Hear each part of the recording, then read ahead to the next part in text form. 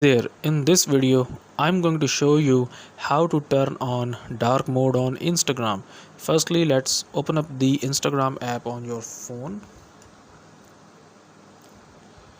And after opening the Instagram app on your phone, now head over to your profile page by tapping on your profile icon at the bottom right of the screen here. And after going into your profile, tap on the three lines in the top right hand corner to open up the settings menu here. Now at the top you see the setting option, tap on it, and now if you scroll down you will see here dark mode. So you just need to tap on this one. Now you can choose from the three different options: light, which is like on, off, or system default.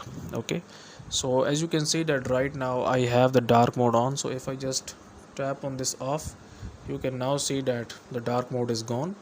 So you will basically come here, tap on the dark mode, and just tap on this on option. So as you can see, the background of the app has turned dark and the text has turned white, making it easier on your eyes, especially in low light conditions.